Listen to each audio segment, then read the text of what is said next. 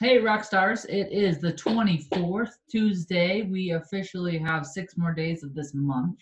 So make sure you're finishing strong.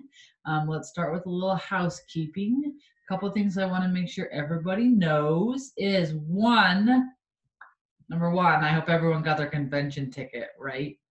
So you're on point with that. Number two, I hope that everyone's really pushing the end of the month with the 20% LRP jump. It's a promotion that you kind of had to look at, right? It wasn't just easy to look at it and hit play, but if you haven't taken the time to sit with it and make some phone calls, do it, guys, because it's an amazing promotion.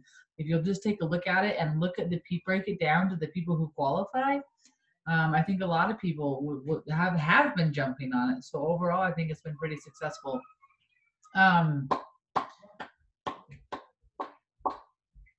Another thing I wanted to say is I've been talking with Romy and Mark and Latiran today, and just our hearts and our prayers.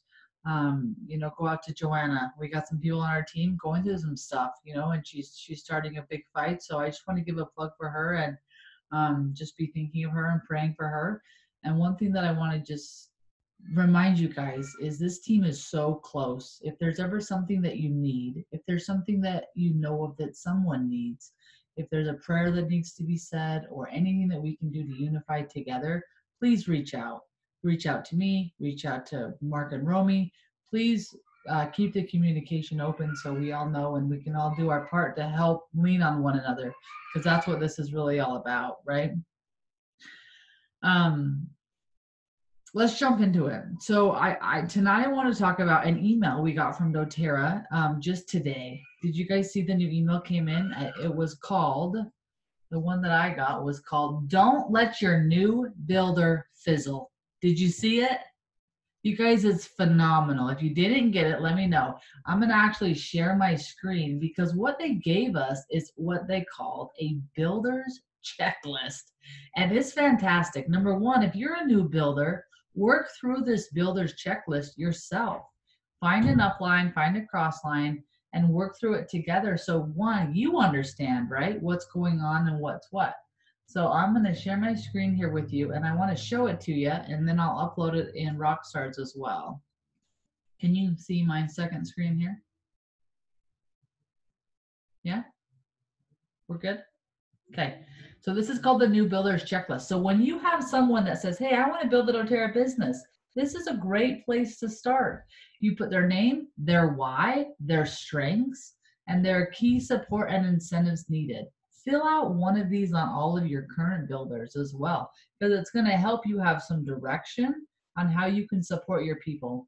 So the first thing it tells you to do is conduct a business overview using the Empowered Success Building Guide and help them create a name list of whose lives they want to change. This is all spelled out for you in the build guide on page 11. Okay, and then they're going to add the new builder to your email list or your social media. So if you don't have your own group, use Rockstars, guys. That's what this is here for. Plug your builders in to get them connected. You'll invite them to this call and any other business trainings. You guys know that Burke and Natalie are launching that one right now, Sell the Silver. So that would be a great place. Provide the Empowered Success Launch Guide and help the new builder schedule vital actions, right? The thing that we have to remember when we're launching a new builder, and I think this is critical, and those of you who are building, feel free to jump in on this, but when people say, "Hey, I want to build a doTERRA business," what they're saying is, "I have fallen in love with this product and I'd like to make some income." So in my opinion, the first thing that needs to come first is let's find a way to show them the money, right? How does this business plan work? How can we help them get some fast start out the gate? And this checklist is gonna really speed up that process for you to help them start receiving that income. So we're going to teach them about goals. And this sheet, I'm not going to go through the whole thing, but it breaks it down into prepare, invite, present, enroll, and support. All things we're familiar with, right? You can see how doTERRA's training system is just coming together. Now, you guys know we talked last week about the new Empowered Success launch and the course that we can take and get certified now. Part of this email that they sent out, this is it, is this check out the course. Okay. Now this isn't all of the course they presented, but if you'll open your email, if you didn't get this email, I can forward it to you. But when you go to this link, you'll see it breaks down the liftoff is what they're calling it on how to launch. And if you haven't watched all these videos, they're new in this format that they put them in, but come here and watch all these, because this is a great site to say, oh, you want to build a business? Here's an overview. This is a great place to get started. It'll help them get some skin in the game. It'll help your new builder really get onboarded quickly to what doTERRA is and how we do it. So you'll see the same things are all broke down here. But what's nice about it is they're all broke down into videos, so they can just watch those in short clips. So I wanted to make sure everyone saw that. I will post it in Rockstars. So let's start working through that with some of our friends. There's a couple questions that have come in on Rockstars as of late. One, did you guys see, I don't remember who posted it, but we do have 2 rock stars in the standings of Diamond Club right now. Yes, is that accurate? 2? Yeah? Did you guys see that post? We also have Dana asked today. Dana, are you on here? Yeah, you are.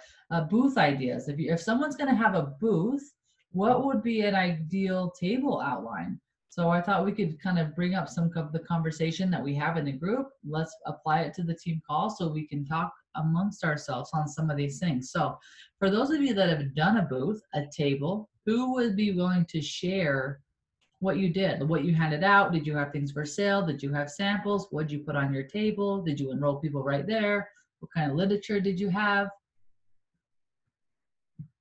Not put anybody on the spot, but let's do this. You want me to say some words? Yeah. Okay. I've done quite a few vendor events, but I love them. They're a lot of work though afterwards, way more than they are at the event. So it's all about the follow-up mostly. So I think the key is to have things at the table that get you a way to get their information to be able to follow up with them, because it's really hard. I have done it, but it's really hard to enroll people right there at the table at the vendor booth with only having like a few minutes to talk to them. So I'll do like a drawing, and probably a lot of you have already done this and can relate to this if you've done vendor booths, but I'll do a drawing. I'll do something really simple. So it'll be a roller ball or bottle oil or something like that. And then once it's over, pretty much everybody I call, even if they didn't win, but I tell them, oh, and I also have this form they fill out. So it's from one of the really old doTERRA handouts that I saved and printed out, just the one page, and it asks all these health questions. So they have to fill that out to enter the drawing. So that way I have all this information about them when I contact them. So I know if they're having trouble sleeping, or if I know they're having back pain, or all these things. So when I message them, I can say, you know, we drew a winner, but I'd love to offer you a free sample to help you with your, you know, your back pain or your whatever you have going on. We can just meet up for some coffee and I can do a free wellness consultation with you. And I get a lot of good response from that, because if they're willing to fill out that whole sheet, they're actually kind of interested in not just entering a drawing, just enter a drawing. You know what I mean? If they don't want to go through the trouble filling that all out, they just move on anyway. So it does help me get some really good contacts. But I also like to keep the table really simple. So just like the top 10 oils and a few of my other most favorite ones and the supplements, so that they're not overwhelmed with a ton of information. And basically when they come up, I just say, hey, have you ever heard about essential oils? It's just kind of a quick, easy question. And they'll say yes or no. And then kind of just go from there, like tell them a quick idea of what they are and kind of ask them some questions. And it's just kind of a quick introduction, a very simple amount of oils on there. And I try not to like overload with info, or that people get overloaded easily. So I try to keep the table pretty simple. So that's just kind of, I did make a video for my builders on my builder page where I had a whole table set up and I went through everything on it and why it's there, which I'm happy to share with everybody if they want to watch it. But it's just a video I recorded where I kind of demonstrated what I do. But yeah, that'd be awesome if you would share that video in Rockstars. That'd be way cool. Yeah, I'd be happy to do that. Thanks. No problem. But I'd love to hear other ideas too. Yeah. I love the idea with the drawing slip as well. And I know some of you on this call even do this, where the person walks away from your table and you hurry and get out their drawing slip and make a quick note so you can remember who they were. That's just nodding. I've seen Yes. some of her forms where it's got Yes, like I'll do what they little notes like wore. they Yes, I'll do that too. Like if they had their daughter with them or just something about our conversation. If they're a nurse, they told me that, just little stuff like that. So that when I message them, they feel like I took that time to like remember them and actually who they were and connected with them and stuff. That makes a big difference, I think. Yeah. Mhm. On the vendor format, another thing that I would throw out there is always have follow-up events already planned so you can provide a class schedule to them. So if you have 2 or 3 or 4 upcoming classes, then you have a way to connect with them and invite them. Otherwise, you're like going from that list and starting cold on your classes. Okay, I have something to say. Okay. I like to diffuse peppermint and bergamot together. The combination of those really likes people or makes people want to shop. And I know that a lot of times whenever we're talking about, diffusing in your home, we're like, oh, it's just 2 or 3 drops of each. Go crazy with the essential oils because you're competing against the scentsy people and they're not going light. So go crazy. Like I seriously, last time I did it, I probably put like 8 or of each of peppermint and bergamot, and both of those are pretty strong. And then ask really simple questions like Laura said. Have you heard of essential oils? And then yes or no. Most people say something like, I might say something like, what's your experience with essential oils? Somebody might say, oh, it's so overwhelming or it's too much or whatever. And I say, no, we're going to keep this super simple. Finish this sentence for me. I wish I felt more. And then just shut up and listen. Because people like to talk about themselves. And so if you can help them say, I wish I felt more something. I wish I felt more energetic, blah, blah, blah, all the usual that we usually hear about. And so usually it's either less pain, more energy. Those are seriously like 99% of the people say that. You get a weirdo that's like, oh, well, I've got this thing. You want to look at it? And you're like, no, I do not want to look at it. So less pain, give them deep blue right there on the spot. Put a little bit in their hand, tell them to rub it where it hurts. And then as you're engaging with them and you're talking with them a little bit more, and you're like, how's that knee? Oh, it doesn't hurt anymore. What was that? It's deep blue, and it's magic. Let me show you how to get some. So last vendor event I did, I actually have a really simple sheet that I review, and I can post this in Rockstars too. It's super rudimentary though, so don't judge me on it. It doesn't even have cute font on it. It's like just a straight up Google Doc. But it helps me keep it simple because I can totally overcomplicate things. Anyway, this last time I sold 2 home essentials kits and 3 family essentials kits at a pretty small vendor event. So I would say that this kind of simple approach of letting people basically speak for themselves and talk themselves into a kit is probably the way to go. That sounds awesome. Yeah, that sounds really good. I was just looking at the document again, and I didn't even realize this, but it's a mom-to-mom sale with vendors at it. And I was like, oh, okay. So, I mean, it's like I still want to focus on the top 10, but I figure I'll just take the bag of kids kit and just kind of have it sitting on the table too, just kind of another visual. And thankfully it's small, so it doesn't take up a ton of space. Yeah, that's awesome. That should be a hopping place, right? Hopefully. Yeah. Out in the sticks though, so a little bit. Hey, We'll people out on the sticks need oils, man. I live out in the sticks. I get that. Awesome. All right, cool. So I want to talk vendor. The other question that I really liked that came into Rockstars yesterday was Andrea asked, I am confident the answer is no, but I'll ask. If someone wants to start adaptive capsules, is there a contradiction if they're on anti-anxiety meds? What do you guys think? I think they didn't say it at convention, so why would I? Great answer. Right? I like that. Yeah, I've seen this one being coming around a lot because we really saw adaptive presented for us for, I believe the verbiage was occasional stressful moments, right? Occasional everyday stressful moments, which in turn to me means if you have, anxiety, any anxiousness, if you get worked up easily, if you find yourself stressed out. So a lot of people use other modalities, so can they start using the adaptive out the gate? And I'm with that too. That's what my feeling was too. Well, absolutely. Why could they not? We're using a natural product here, just like any other medication, right? For the most part, doesn't interact with essential oils. So it's a safe thing. I also spent some time with Stephanie Fritz, who said it's a safe thing as well for pregnant mamas. There's no reason why pregnant mamas can't use this, or nursing mamas. So I thought that was great to know and pass along. Does anybody else have any questions or anything that's come up for you as you get ready to promote the new products? I'll tell you straight up, I tried the celery straight and I will not be doing that again. Like, that stuff is woo! Like, you know what it is, you guys? Like, the celery to me, I'm like, man, this is like better than Slim and Sassy. Like, I don't want to eat anything for the rest of the day. It is that nasty. So I'm just saying, if you have someone that's like trying to get off the sweets, just tell them to start shooting the celery. Hey, Kenzie, can I say Yeah. something real quick? Please. About the adaptive roller. Dana made me a blend roller, and that's why it, okay. My brain's a little messed up. It's the end of the night.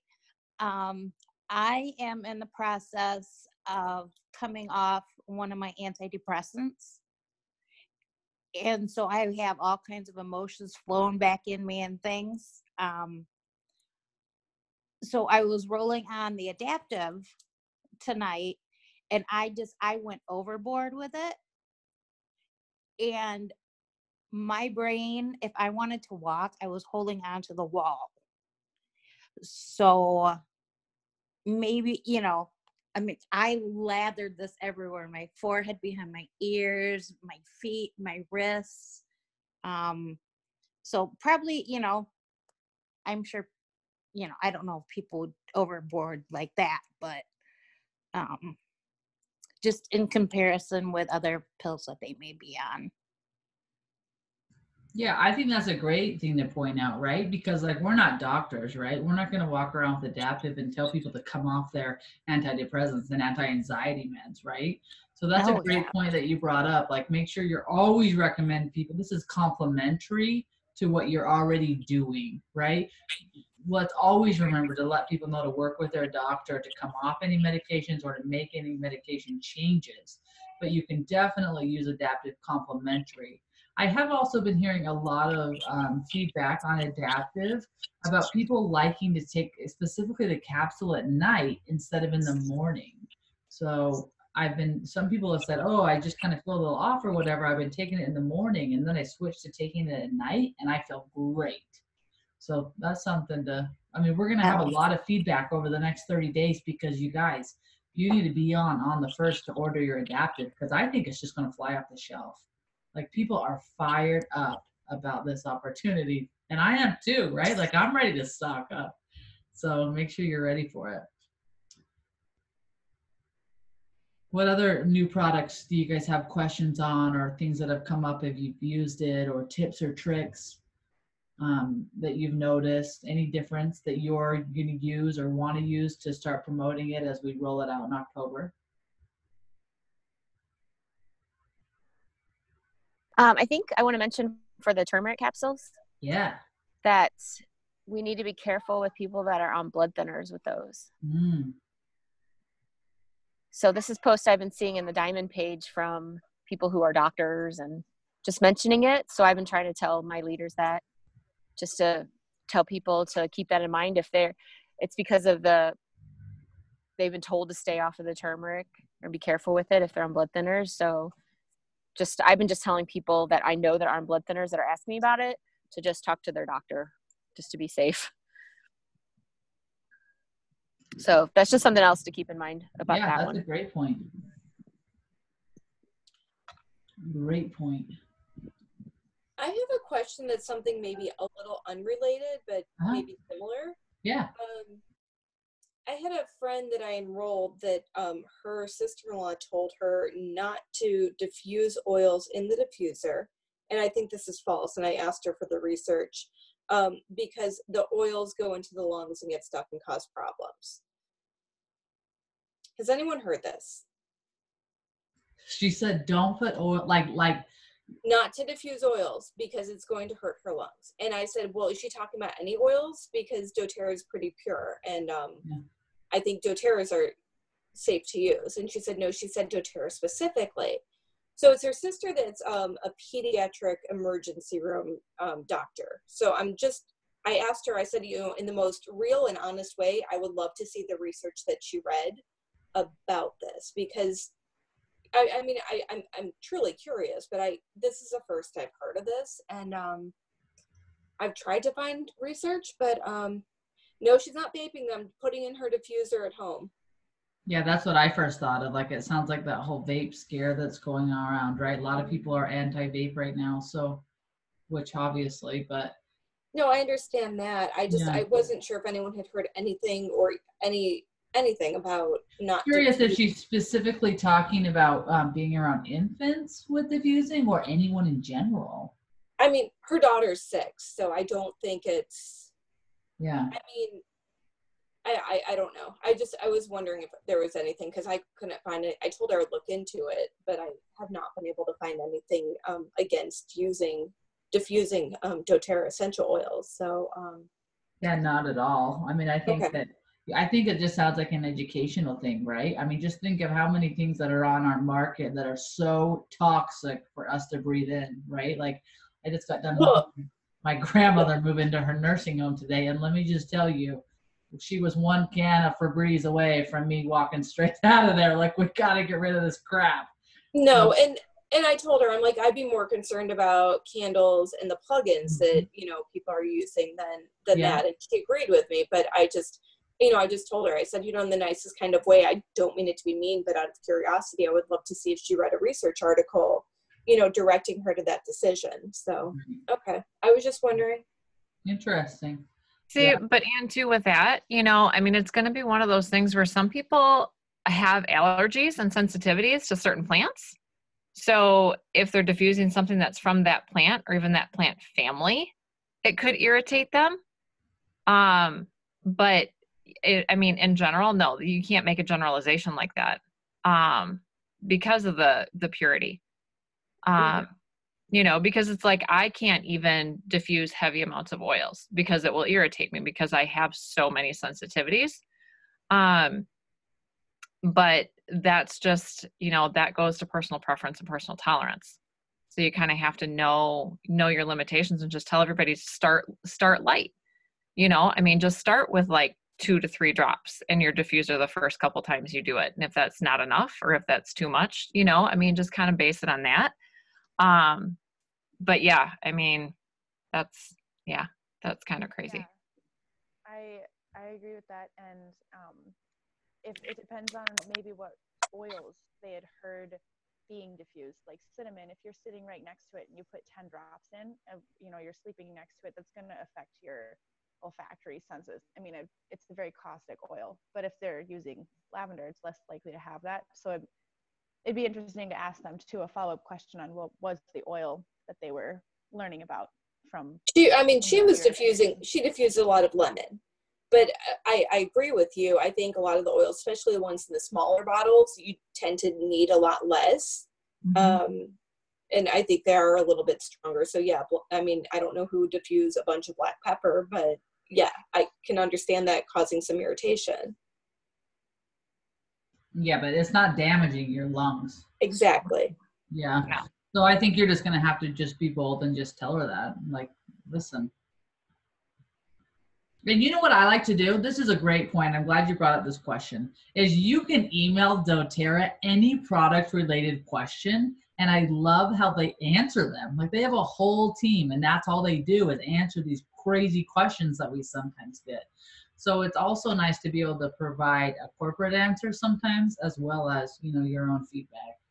Well, and that worries me because, I mean, she works at a pretty big hospital, and for her to, like, if she's telling people, like, no, you can't diffuse these, it's not safe. If I heard that from my doctor, I'd be like, okay, I'm throwing all these out. So I would love to get, you know, better information back in her hands as well. Absolutely. Yeah. Yeah. And I think when you're talking to specifically a doctor, I think it's also nice to give her another doctor, right? So sometimes you as the patient or you as the person, but if you can connect her with another doctor that's, you know, having success, I think that would be phenomenal. All right. Well, thank you. I appreciate that. Fascinating. Cool. Well, what other questions have come up for you guys this week while building your business that you could use some help on or advice with, or just have a question? One more thing to throw out there before somebody wants to think about that is I have had a lot of you guys messaging me regarding placements. Okay.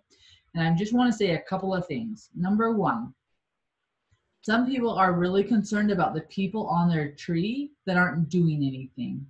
I want you to know that yes, people are on your tree, and yes, you can remove them if it's been over 13 months, but they're not hurting you by being there. They're just sitting on your tree. Now, the commission runs the same way it always has. You have to have 100 LRP to be paid in doTERRA, right? So it'll always bump down to the next. So by removing people in between, you're not actually creating any more unilevel for yourself. Does that make sense? So that's why doTERRA is not removing them. Now you can ask for them to be removed, and you can do that. But just know, some people reactivate after 2, 3, 4 years. So don't stress about it, and just help them be where they're at. But if you have like 100 people on your front line and they haven't ordered, it doesn't help you to move them somewhere else on your team. The only way volume helps you is when there's volume there. Does that make sense? So you might be thinking, man, I got 10 people on my front line and I need to move them because they're not builders. But if they're not ordering, it does no good to move them. Okay. And the other thing with that is remember that doTERRA has now put into effect the new placement rule. So you can no longer just upgrade a wellness customer to a wellness advocate. They actually have to become an advocate. They have to enroll someone with 100 PD. Okay, so there's a little bit newness there, but you can always still fill out an exceptions form, and that requires 7 signatures. So if you 7 signatures from your upline. So if you have any questions about that or need some advice, feel free to reach out to your upline leader. Reach out to me if you have questions. I'll be happy to help point you in the right direction. Just think of placements, guys, really like when you enroll someone, try to enroll them where you want them to be. You have 14 days. So I'm going to throw this out there on another angle because this is sometimes how I feel. It's easier to give birth than resurrect the dead. We always are. There's no secret sauce in like shuffling people and moving people. If you want your business to build quickly and thrive, that means you're bringing new people on. There's no secret formula to shuffling people through or some secret way. So if you found yourself thinking after convention, especially, we see this, we get fired up and we're so excited, and we come home and we stare at our tree and we think if we can just move this tree around, we're going to be there, right? We're going to be where we want to be. Y'all, the trick of the tree is to grow the tree, okay? Spend so much more of your time focusing on bringing in new, and the placements will naturally happen. But sometimes we get so tunnel vision in that back office looking at what we have. Just keep building, just keep going. Spend 80% of your time doing that versus trying to shuffle around what you already have. So that was my plug on that. What do you guys have? What do you guys want to chat about? We got about 30 minutes to talk anything business. We got some rockin' leaders on here that I know would love to offer you some support.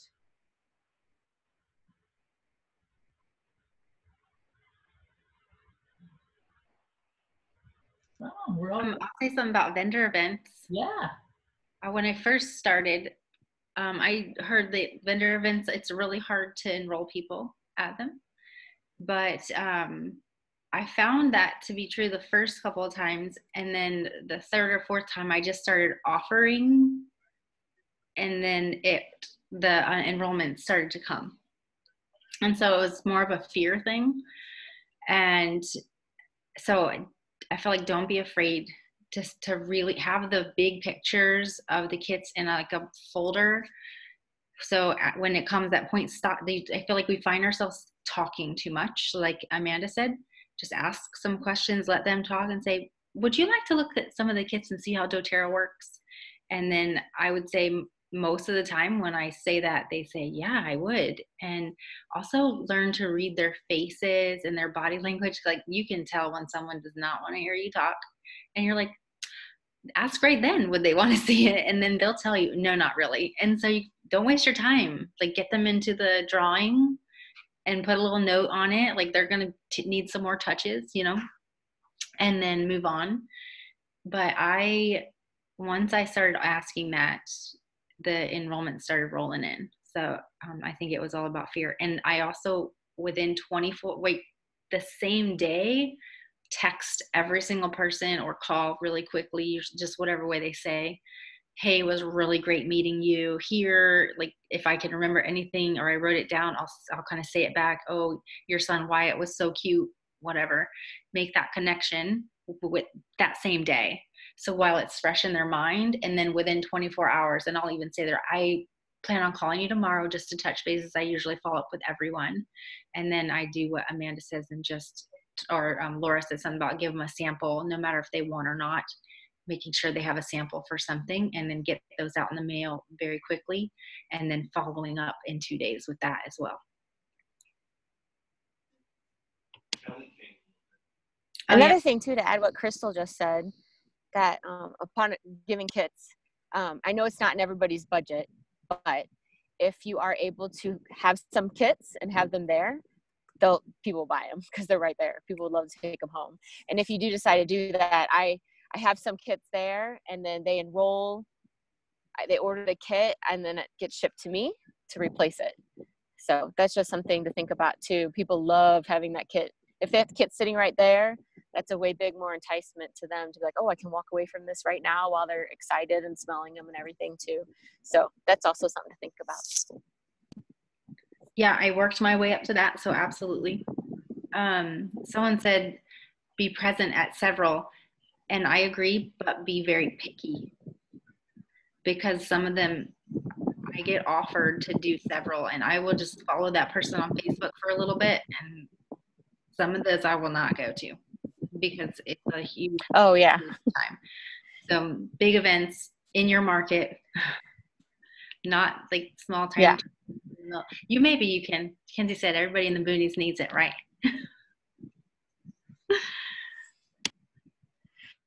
That's funny. Talk real quick, those of you who have done booths, maybe Crystal, you have some insight. What's a good booth price? There's always a cost associated sometimes. How much would it be worth to pay for a booth? That truly depends on the market. And when you can look at their Facebook event, look at how well they're marketing it. And I say we will pay about $125, $150 for a really good one out in a big city, and about $40, $50 for one that's smaller. Yeah. And for prizes, you can do a drawing or whatever. I've met 3 people who won like a big doTERRA box, and they literally put all that stuff on the side and never even used that stuff. And maybe that was poor follow-up, but I don't know. I don't give big prizes. Like I just say, you're entered to a giveaway, and then I just give something really small, or everybody gets something small. It's not about that. I feel like when people are ready, they're ready. So I'm thinking about doing for the drawing, because Valerie, I don't know if she's on here, Valerie and I challenged each other to do 100 symphony massages on people before October 31. So part of me is thinking that I'm just going to offer a free massage. See if people would come in for that. Well, you can do that. We can't. That's true. That's true. You can also just offer a free wellness consultation as a price. True. Yeah. That's true. I always offer the wellness consultation. Sometimes I will do the little intro kit, the 5 ml intro kit. I think it's like $15 or something like that. And it's packaged really nicely. So it's not just like giving them a random, oil bottle that they don't really know what to look for. And then there's ebooks out there that have like 101 ways to use lemon, lavender, and peppermint. And so it kind of opens people's minds to there's more to it. And then I always, always, always do a healthy can be simple in the little giveaway. And even like sometimes people will ask for door prizes.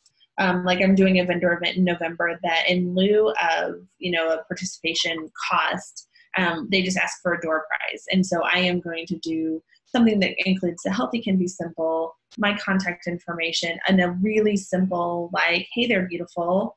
And then like really simple info about how to contact me and what I do and what I love, because they don't care about oils yet. If they win that prize, they care about me and community. They don't care about oils. So I try to sell me over oils in my little blurb that I put in there.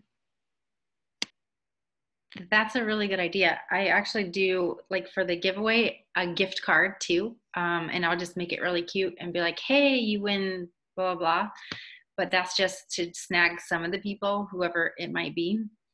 And the intro kit, that is generally what I give, but I give it with a 2-week challenge. And so I'll do 2 weeks of texting or 2 weeks of every 2 days touch back with them and just say, hey, this is included as a professional courtesy, just to make sure that you're loving them. And if that's not the right thing, I want to make sure you get some also. We've learned a lot about boosts tonight, but if you're listening, you've also learned a lot about follow-up, right? It's kind of the name of the game.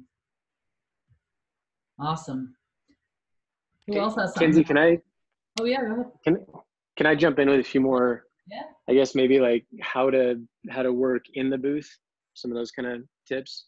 Ooh, that's a great concept right there, right? All right. So there's this guy named Chris Voss that he was one of the FBI's lead hostage negotiators. And if you are interested, like I said, Chris Voss, the Black Swan Group, he's really fascinating to listen to. He talks a lot about going for no.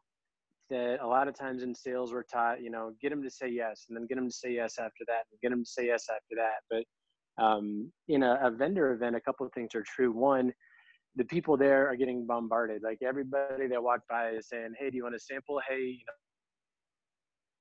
you want to buy this thing? Hey, smell this candle. So people's defenses are already up quite a bit. And if you can, he calls it, if you can go for no, instead of trying to get a yes, try to get them to say no to whatever you're offering. So say like, hey, would it be weird for me to give you a sample of peppermint? Or hey, would it be weird for me to offer you, some wild orange right now? And then you want them to say no, like, no, that wouldn't be. And then they're almost in their minds, like talking themselves into saying, like taking you up on the thing that you didn't offer them. Or you might say, hey, would it be a waste of time for us to schedule a wellness consultation to follow up on this? Or, would it be ridiculous to think that, that digestion could help with your, whatever. And by framing it that way, then they say, no, that wouldn't be ridiculous. No, that wouldn't be a waste of time. And then they're, in their own mind, they're confirming that they want the thing that you are offering to them. So I've seen that work pretty well in sales, that you go for no, get them to say no, which is, it gives them control. It makes them want to engage more because they don't feel like you're like, taking over the conversation. Because a lot of people, they'll just want to be polite. They're just going to say yes, they're going to be friendly, and then they're going to walk away, and you're never going to hear from them again. So those are some things I've been kind of trying out in trade show booths that I'm in. And I don't know, there may be some crossover with doTERRA too. Yeah, tell me the name again. Chris Voss, is that what you said? Chris Voss, yeah, the Black Swan Group. He's got a blog that's really good. It's really interesting. Oh, the other one too, I was thinking of this too, is he does a lot of mirroring. To keep people talking, you literally repeat the last 2 or 3 words of what they said. So, if they're talking about, like if they say, yeah, I'm kind of, skeptical about natural solutions. Oh, natural solutions? And like, that sounds weird doing it like that, but they won't even realize you're doing it. And then they'll tell you like, yeah, well, I tried this or I did that. And then you repeat the last 2 or 3 words. And what you're doing is you're keeping them talking until they give you something that you can hook onto, and then you can work with what they were saying there too. So I know it sounds weird, but like, just practice it every day. And then when you're at a vendor event, it'll feel normal. Like, I try to do it sometimes with the kids even. And it's pretty fun. Yeah, like, with the kids. I do that too. It's called mirroring and matching. It's an NLP technique, and it's awesome. I feel like I just got duped into the last 2 weeks of conversations with you. I haven't done it to you very often. Oh, this is the best. Hey, you know what? I like it. I think it's fantastic. It's a great way to communicate with people. So I'm glad you brought that up. Those are really good tips. And the mirroring works very well. Neil taught me that. And one thing I wanted to mention, I forgot. Always, if you're allowed, most of them they won't notice anyway. Stand in front of your booth. Never ever sit down. Never sit behind your booth or stand behind it. I don't reach out for people, but I just like engage them immediately. I compliment what they're doing, but that's kind of the opposite of make them say no, which I kind of love. So I'll probably switch that up, but definitely engaging them and being outside of your comfort zone of behind that table. So how I do think I would say those are actually complementary, because, sorry, go ahead.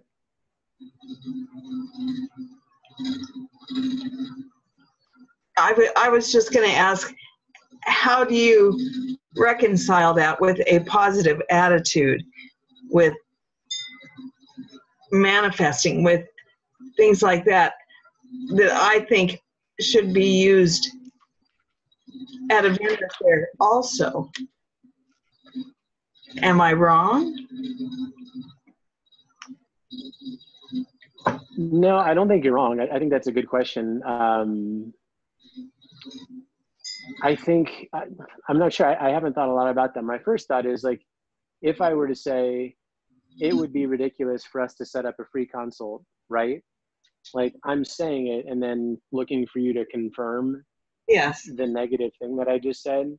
Yeah. But if I say, hey, would it be crazy to think that, that again, that breathe might be the answer for, your chest cold or whatever.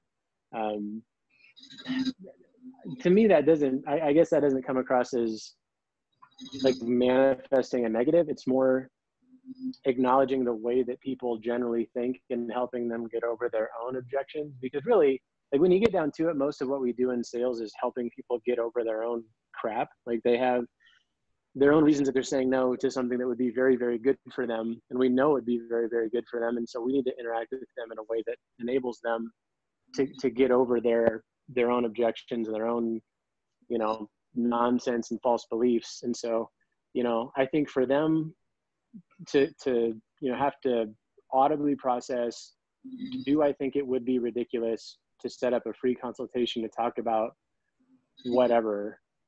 No, that wouldn't be ridiculous, which means I should do it, which means, okay, I'm going to do it. So then they say, no, it wouldn't be ridiculous. Let's set that up. I think next Tuesday will work, or whatever. So I want to give that more thought, but because I think, Iris, that's a good thought, but I don't see an issue with that on the surface. Okay. I'd like to chime in also that I've done some coaching stuff, and basically what they say is that people's natural reaction is to say no. That's what they do. So when you're asking them, like, when you call somebody, for instance, and you say, hey, did I catch you at a bad time? No, it's a good time, because they initially want to say no.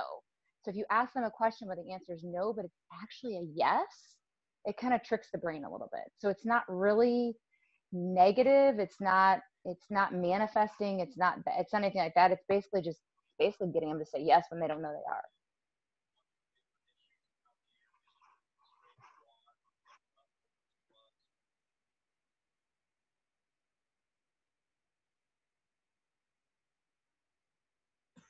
I love this. I love this conversation. I love what Crystal just put in the chat. You know, it's true. And it's not like you're trying to trick anyone, right? You're just trying to have a real conversation. And that's the quickest way to cut through and just start talking to someone. I mean, if you think about like how you got started and what drew you to start, and I mean, the truth is, it is ridiculous. It's ridiculous to me that my parents spent 30G trying to fix my digestive system before I got married, when a 12-cent drop is what cured me. You guys, that's crazy. That's absolutely ridiculous. You know what I mean? Like, it's just how it is. And it, I mean, manifested beautifully insane. So I dig it. I think it's cool. Today I was talking with a couple originally from my town, and that I hadn't seen for a while, and we got to talking about how I got started with these oils. And when I said, well, I was having trouble sleeping, and so Kai talked me into lavender, all of a sudden it just sounded so ridiculous. And you're right. You know, a little tiny thing makes all the difference in the world. So if we can approach our people at vendors, yeah, Kai, hey, if we can approach those people in that same way, you know, you have trouble sleeping, well, try this. Or I've tried this and I really liked it. So I don't know what I'm saying. It's just that we need to keep it very simple. Yeah, really down to earth and really simple. As that's what we do, is we offer everyday natural solutions. And if you're crazy enough, you're just going to change your whole life. You're going to quit Netflix and start hanging out with people from all across the country on Zoom on Tuesday nights. And you know what? You might even start to make some really good money. Like, welcome. We're crazy, y'all. Awesome. All right, Can guys. I jump on real quick? Yeah. Okay, so I want to touch a little bit on what you said about placements and how people want to remove people from their tree. So yes, it can be very cumbersome to have all those little people that don't have circles or squares and they just don't do anything. But one, you have their information, so why would you want to get rid of that? And two, I am doing Jenna Larson's coaching course right now. And one thing that she really stresses is it is so much easier to reach out to people that have already said yes than it is to go and find brand new people all the time. So why don't we take that opportunity of the people that have already said yes once and follow back up with them and support them and serve them and meet them where they are, and maybe, just maybe, they jump back on and start ordering again. So for that one enrollment you could get, you could possibly have 10 people you already have back on LRP. So there's always that, they're already there. You might as well take a little bit of time, send an email, make a phone call. God forbid we pick up the phone, and just call them and say, hey, so how are those oils? You bought this kit. Are you using them? Do you have questions for me? Like, I don't want you to waste your money. How can I help you? So that's kind of something I'm really working on right now. Is I've always been so focused on new people, which I still am, but I'm really focusing on supporting the hundreds of people I have on my team that need my support, that maybe enrolled 4.5 years ago and I didn't know what the heck I was doing and just kind of fell off the wagon. So just kind of another perspective on, you know, your team and how to handle people. Yeah, I think that's fantastic. Let me ask you this, Jackie. So if you have someone that hasn't ordered for 13 months and you contact them and they say, yeah, okay, I'm ready to get started or do something different. When they come back to the same place, is there an opportunity to move them then? There could, I mean, with doTERRA's new policy, there could be, but is it necessary? I don't know. It depends on where they are. Yeah, it depends on where they're at. I mean, it depends on where they are. Like, honestly, I you know, everybody's so stuck on the front line and having people on their front line and then having their builders on the front line and then building underneath them. But I mean, from everything I've learned and my experiences too, you can have your builders 5, 6, 7 levels down. Like, I mean, obviously, yes, is it ideal to have everybody on your front line so you get rank and 1500 and all? Yes, of course, but it's not reality. So I think you kind of just figure out where they are. Are they under somebody that's doing something? Are they under somebody that's not placing an order? Are they going to do the business? I mean, if they're like stepping in, yeah, I want to do this, then that's a conversation. But is it necessary to move them? Not really. Yeah. I think that everybody has their own ideas of placement. Some people build for rank, some people build for power 3, some people kind of do both. It just kind of depends on, you know, where your brain goes and what your knowledge is. But in my whole perception of this, it's kind of a crapshoot, honestly. You just don't know. I mean, you say you have 14 days, like it's a lot of time. You don't know, for the most part, what people are going to do in 14 days. You just, you place them where you place them. And if it doesn't work out, you roll with it. And maybe it was meant to be that way and you leave them there and then you figure it out. So I kind of have mixed feelings on that whole thing, to be honest. But yeah, I love that. Thanks for sharing. Sure. Guys, this has been a good call. I've dug this. This has been fun. So we're going to focus on the next several sizzles together of just working through real life problems and solutions to building the doTERRA business. So I've got some fun stuff coming up. We're going to have some people jumping on with us that we can kind of pick their brain a little bit. So be posting your questions in Rockstars. We're going to utilize that a little bit more on the sizzles. And we'll be here to support you and do whatever we can to help you do what you want to do for your business, right? Because it's different for all of us, which is probably the coolest part about doTERRA. You can do it at whatever level you're at whatever phase of life that you're in. And I think that's fantastic. Does anyone have anything they want to share before we go tonight? Iris is going to fall asleep on us yawning right there. Okay, well, if you need anything, please reach out and let's talk some more about placements in the future. I think that is a conversation that you should always be having, right? Just because you believe in one philosophy doesn't mean that you can't continue to do things differently. I mean, I think that if we could get a panel of, let's say, 12 diamonds and we asked them about placements, I know, as a matter of fact, they'd all tell us something different. So be open to hearing, you know, a different way, a different version, a different whatever, and just shake it up a little bit and see, you know, what works best for you. So awesome. I'm going to post in Rockstars tonight. I have a couple more openings for lives. Thank you so much to everyone who has signed up to do a live on a new product coming up in October in the cafe. We have a few more spots that I'm looking to get filled if you're willing to do that.